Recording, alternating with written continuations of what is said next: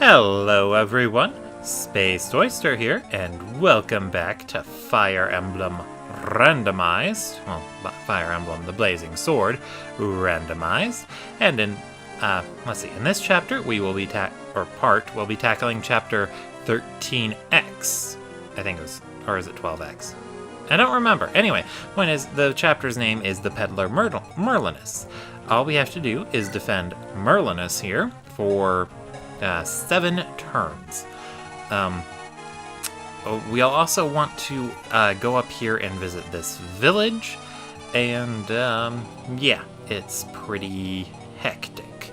Now, what I used to do when I was a little kiddlywink is that I would put characters like here, and eventually around here, and just leave Merlinus where he is. That's actually not a good approach for this chapter, though. The better thing to do is to pick him up and move over here. So much easier to handle this chapter that way.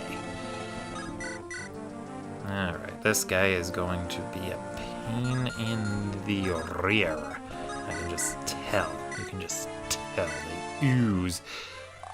They ooze being a pain all the time. All the time.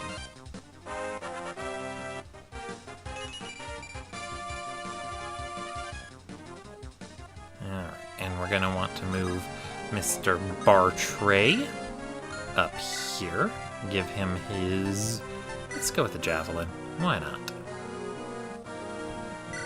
We're gonna want to make sure that I can get everyone off that island.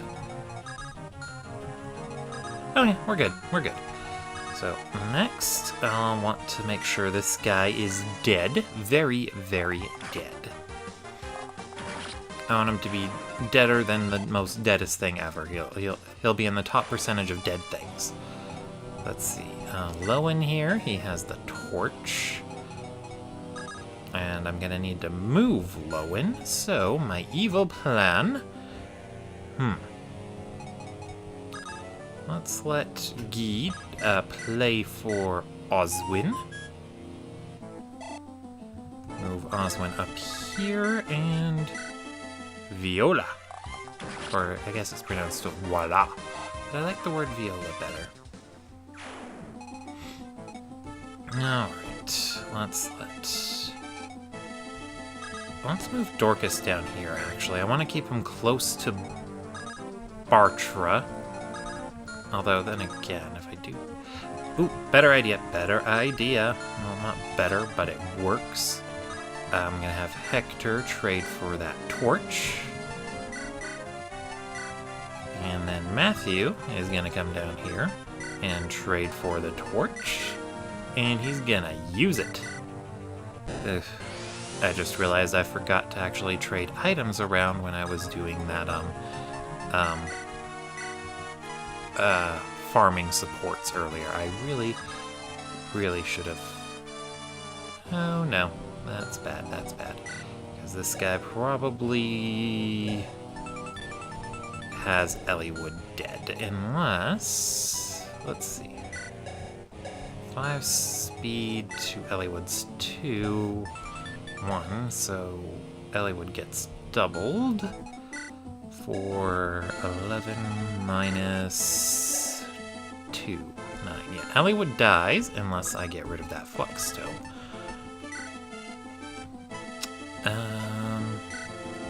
Here you go, Dorcas. Okay.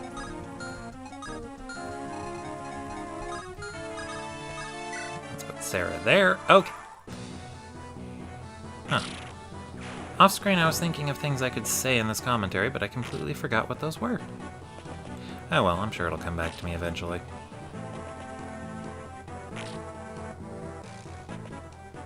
Now, one thing I normally do when I do this chapter is I usually just send Marcus up north to that village. He's a, well, you know, he's really strong and he can move far, so that usually doesn't inconvenience him at all. Oh, good, the Myrmidon moved first, so Eliwood's in no danger at all. well, whatever. I'm still going to keep Eliwood's Flux Tome on Dorcas for the moment. The bandits, they tend to prioritize breaking the stumps. What was I talking about again? I don't know, I forgot, but I think the point is that there are a lot of things I thought of saying off screen, and I promptly forgot all of them. Yeah, not the most, not very good at remembering things, oddly enough. Okay. So these guys are going to be a nuisance. Yeah, normally I send Marcus up to this village because as a paladin he's got 8 movement and he's really super durable and he can survive the trip. But that's not an option this time because he's a sniper and he's bow locked, so if I sent him up there he'd most likely get trapped and then promptly killed. So my evil plan is to send Rebecca up there. She can fly, and worst case scenario, I think she can even hide up there. Although I prefer to try and feed her some kills and maybe level her up a little bit. Optional, but not necessary.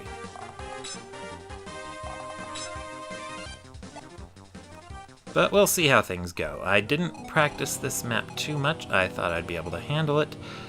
But then it dawned on me that this is Hector hard mode. And it might be a bit more complicated than that. Anyway. Yeah, you don't want to leave a unit here for too long, otherwise they'll start to come down this way. I heard of this approach from Mengs and Mecha. Or, I think it's technically mechas. Okay, so let's see. We got a dude here. So 1, 2, 3, 4, 5. And 1, 2, 3, 4, 5. Okay. And he's got a hand axe. I don't know what that other guy's carrying. It'll be tough to get Rebecca up there. I should probably... I hope I can afford to wait a turn. Very tricky stuff. And Oswin isn't doubling anymore. His 9 speed isn't carrying him that far.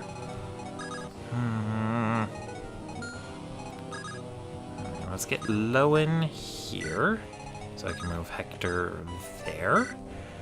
And support bonuses! Doesn't look like it's doing jack. Not much, anyway. C is really low.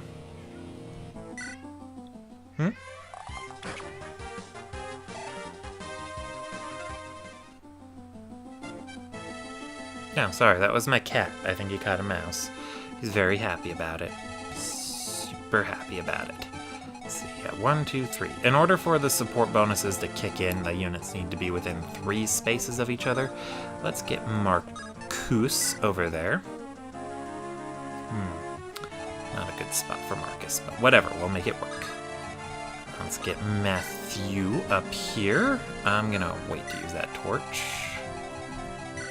Yeah, this guy's only got an iron axe.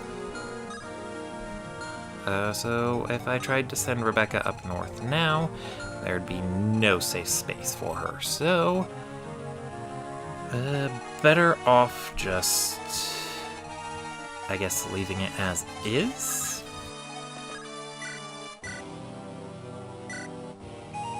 Alright. And then we iron bow you again. Woo! I hope Key's not in danger. He's probably in danger. I should probably rescue him. Yeah, and then I want to drop him too. And fortunately, I noticed last time that Guy is super light.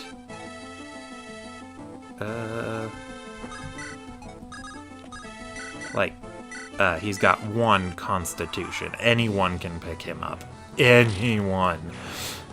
The only way you wouldn't be able to pick him up, I think, is if you had less than 1 constitution, or less than 1 aid, and I don't think anyone does. The only person I could possibly think of as having that little aid would probably be Isadora or maybe Nino, based on what classes they get later on. Yeah, the mages are deadly to Bartra. If you're doing this as a normal playthrough, you'd probably have Oswin there. The mages are probably deadly to Oswin too. But Bartra, he can take it like a champ. Well, not really. Yay! 2 speed! He might avoid getting doubled by something. Might. Emphasis on might. Oh, he's getting dangerously close to being dead. And I don't like that.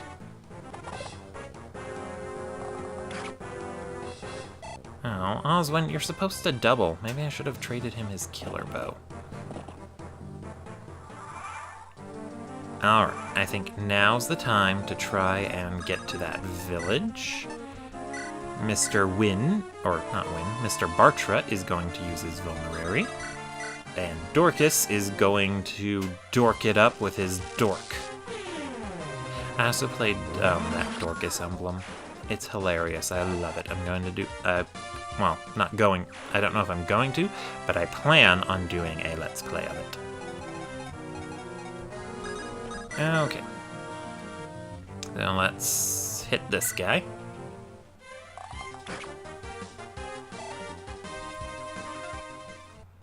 And let's let Marcus get in there. But where does Marcus get in there? I'm definitely not going to risk Matthew.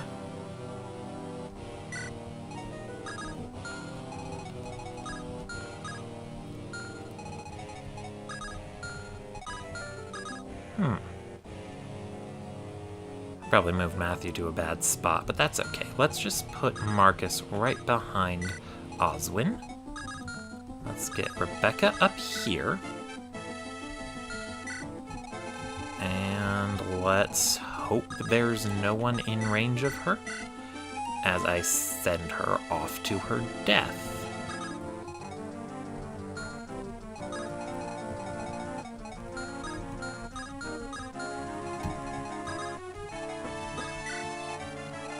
Yeah, and then I can have her, I guess I can have her move up there, and then the only units that would, or enemies that would be able to try and hit her would be, well, more bandits, but then she can run away from them. Okay, alright, I hope that's good. I'm gonna hope that's good.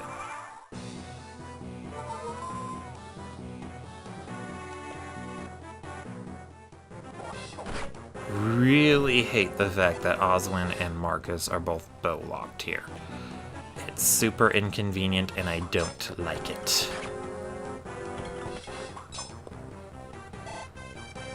But they're actually doing a lot better than I assumed they would, but I was assuming the worst right off the bat, so make of that what you will. And this is going to be a lot of free EXP for Bartra. If he's going to essentially replace Boswin, then he's definitely going to need it. I just hope he doesn't end up dead from one of those bandits.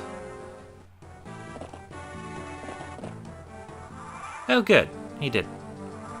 Alright, worst case, I can move Dorcas out of the way and let Bartra, let Guy use Ninen's Grace on him. That would be neat. Okay, so Becca goes here.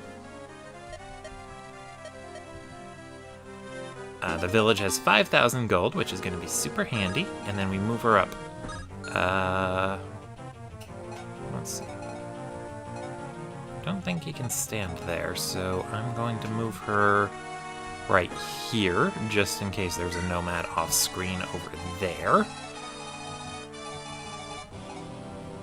I kind of want to feed a kill or two to Hector, so let's give it a shot. Archery puns, even though he's a mage. And then I guess we let Boswin try and kill someone with a killer bow. Woo! Lucky crit! Or not so lucky. I probably should have fed that kill to Lowen. I can probably still try. That's the hand axe dude, so it'd be a little bit dangerous. 5 defense, 16 attack, so he takes 11 damage, plus 10 more. He survives. And he dodged. Yay! I really kind of regret not getting him an iron axe in that chapter 12. Yeah, this is 13x. Chapter 12 was Birds of a Feather, where we recruited Eliwood. Okay, I remember things. Tisk, tisk, tisk, Marcus. What are we going to do with you?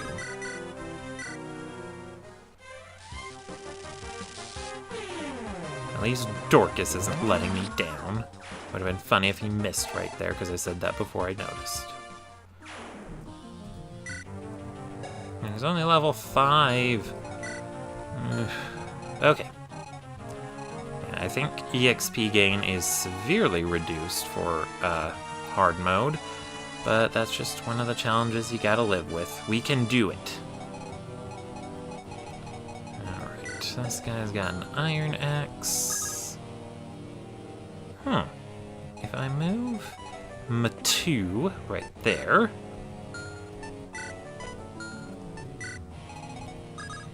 let's play for Bosswin. And then Vulnerary up. Yeah, and there are no new recruits in this chapter. Like, Merlinus joins the army, but he's more of a special case. You don't really need to worry about him. Oh. I thought this was the first game to not have asshole reinforcements, but look, there they are. Asshole reinforcements. Enemies spawning at the end of your turn, and you can't do anything about them, and then they get to act immediately. Asshole reinforcements. They were very prevalent in Fire Emblem 6, the Binding Blade, and I thought they were completely gone in this one, but I think this chapter is the rare exception in this one, the Blazing Sword. So I guess it's all good, and I think it might have been a bad idea to kill that nomad, because brigands can walk on water, and if they get into the position that these nomads are in, then they'll get close to and attack Bartra up close, and I'm pretty sure they'd be able to double and kill him. So I think I'm gonna go with an Iron Lance, heal up again, and feed a kill to Dorcas with Flux, or try to. Yeah, when in doubt, if you want someone to plug up a hole and you don't want enemies to be able to break through, as it were, you can always remove weapons from units, and that should make it easier for you to block places. Very, very handy. And I wanted to try and feed another kill to Hector. I do remember mentioning that I did want to try to avoid promoting Hector or Eliwood or Lyn early. I think I'm gonna change my mind on that about Lyn and Eliwood. Like, there's no chance I'm gonna promote Eliwood. Just look at him, he's so pathetic. But for Hector, one reason why I really want to avoid it is that Hector has a forced promotion pretty late into the game, and if I promote him before then, he actually ends up very broken. Like super broken. Like, imagine the most broken thing imaginable, and that's pretty much Hector. Okay. So I'm gonna have Marcus kill this guy, because I don't think anyone else can get close enough. Well, anyone capable of doing it. We're going to put Matu there, and let's see, 1, 2, 3, 4, 5. And I'm going to put Elliewood on the other one, because Elliewood is otherwise useless, so I'm just going to make him take up space. There we go. Okay, there we go. And Sarah, let's back you up a bit too. And I'm going to hope everything turns out okay.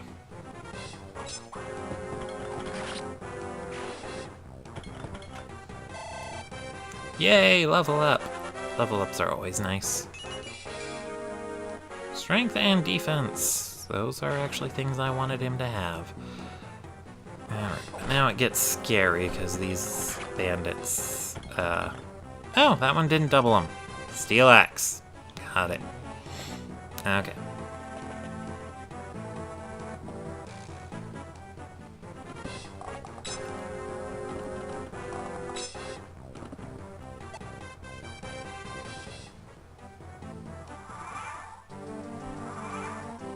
Alright, 2, you're going to torch the area up. Yeah, it's a good idea to have your thieves using the torches because thieves, they have increased sight in Fog of War maps, which is what this is called. And when they use a torch, it actually increases that range exponentially.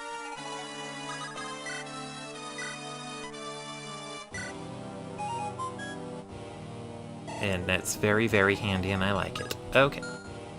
Moving on. Let's see, 16 attack. And he definitely hits twice, I think. Yeah, 5 speed lead for 16 attack, which gets bumped up to 17 because of weapon triangle advantage. 17 minus 13 is 4. Archer takes 8 damage. Okay. I'm still going to trade him a vulnerary, just in case, and we're going to flux him again.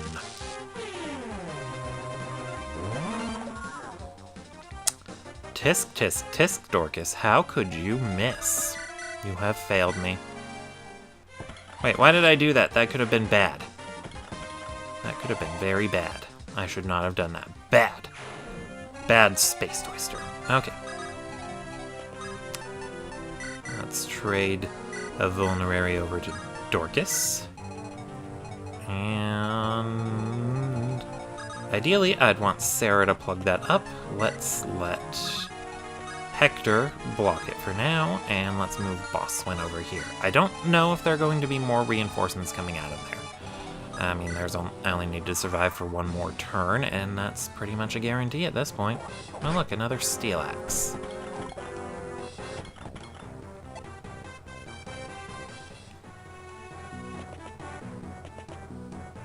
I'm kind of sad I didn't get Rebecca too much EXP, but that's a-okay.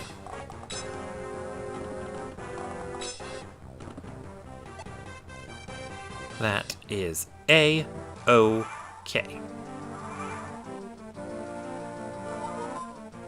You know, this guy's got a hand axe. I could move someone into his range to try and feed them some last-minute EXPs.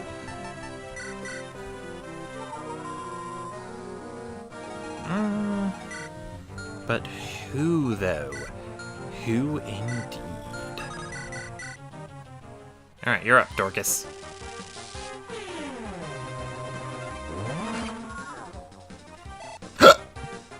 Oof, excuse me. I'm just very gassy today. Alright, I'm thinking Lowen. Yeah, Lowen can do the job. Right. Right. Like, his hit rate's atrocious, but it's at least 1 point of EXP, and he's got a C support with Becca. I could at least try to build that up. And I won't need Bosswin any closer.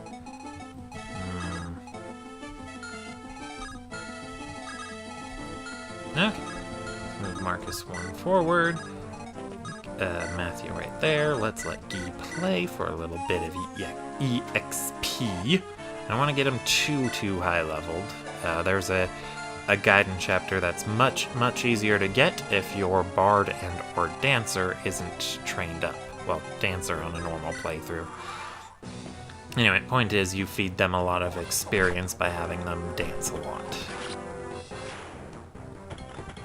I think Barcher just died.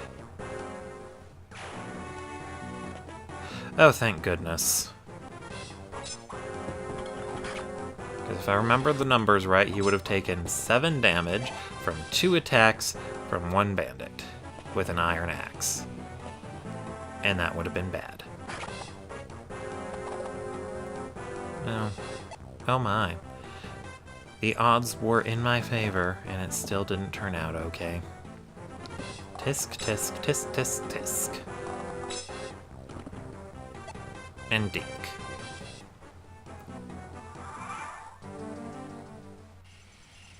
Oof, blast! I won't forget this!